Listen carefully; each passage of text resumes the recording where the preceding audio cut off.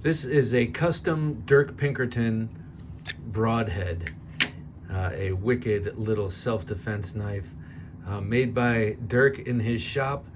If you don't know Dirk Pinkerton, he designs a lot of knives for the companies, some of the companies you love, Concept, Kaiser, Beyond EDC, etc., etc.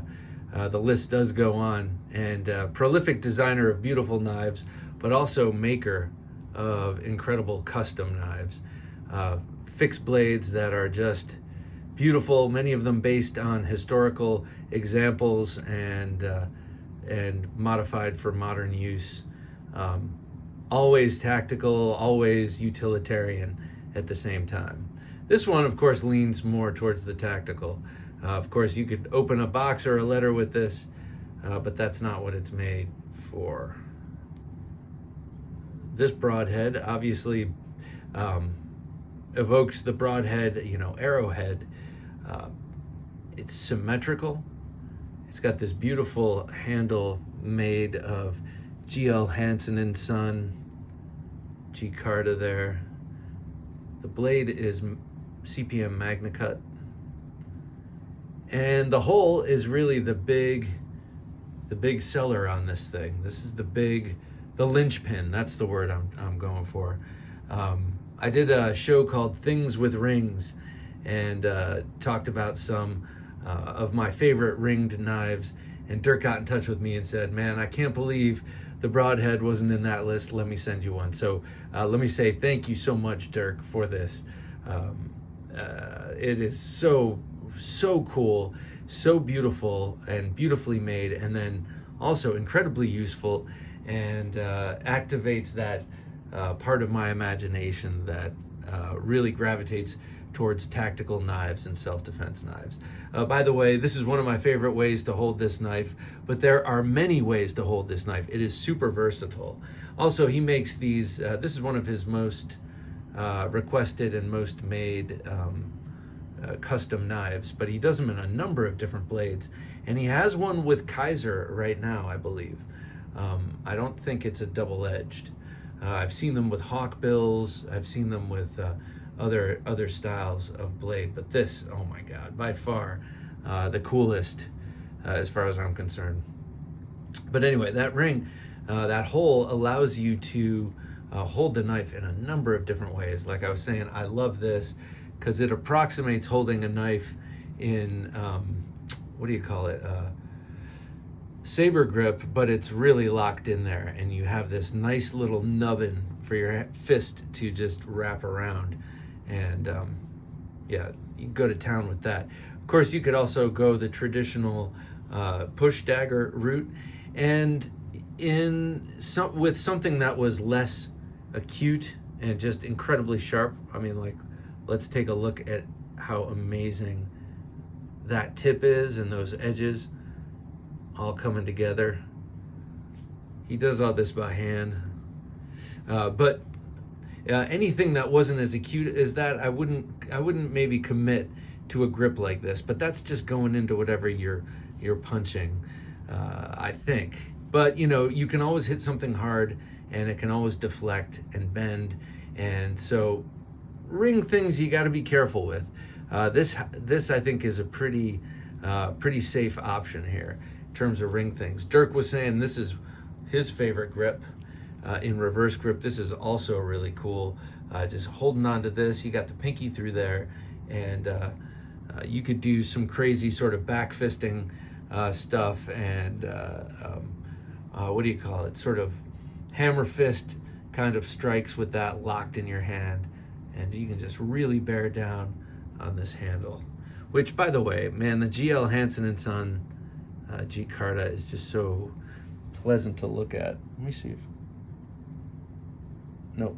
All right, I wanted to see if I could get more juice out of this light, but I guess that's it. It's a subtle pattern with dark greens and maroon and blues and browns and ochre. Oh, it's just so beautiful. And then the way it's fastened on with those really nice looking hex, bolts there. Not hex bolts, but you know what I'm talking about.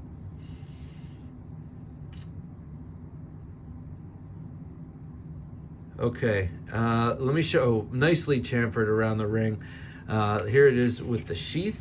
This is an excellent, excellent sheath. I'm trying to figure out how the best way to carry this. I've been just dropping this in my pocket, and it's perfect to do like that.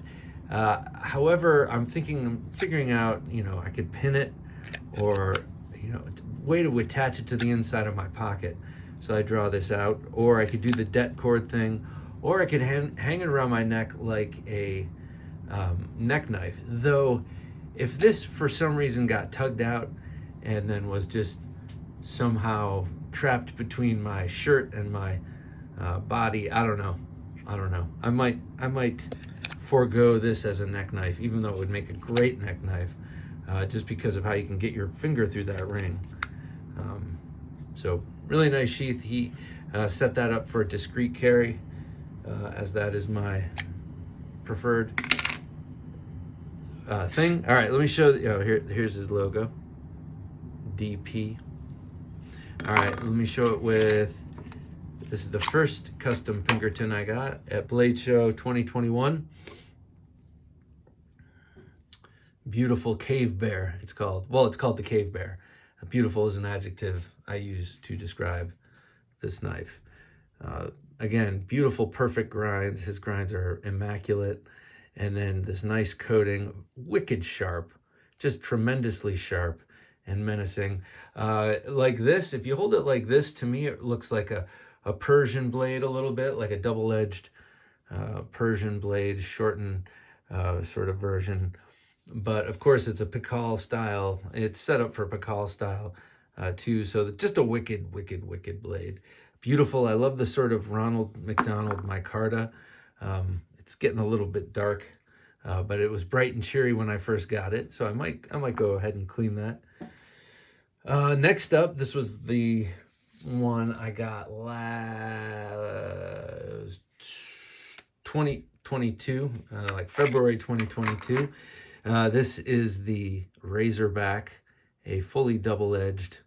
Also reminds me of a Middle Eastern blade, like a Khanjar, I think, with that curve and the double edge.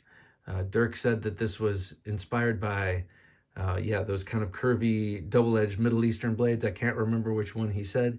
And then the Hell's Bells Bowie from Bill Bagwell. L-Max on this. Really thin grind. I mean, this hollow grind gets stupendously thin here. Maybe you can see it that way. Look at how thin that gets.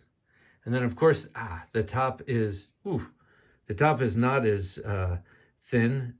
It's slightly more oblique, but just still very thin, because this is a fighter, and the top bevel is not symmetrical or the same width as the bottom. It's going to be less thin. That's how it works. Really nice back cutting tip there. Beautiful, beautiful knife. And then the one I got at Blade Show this year is his Fire Ant.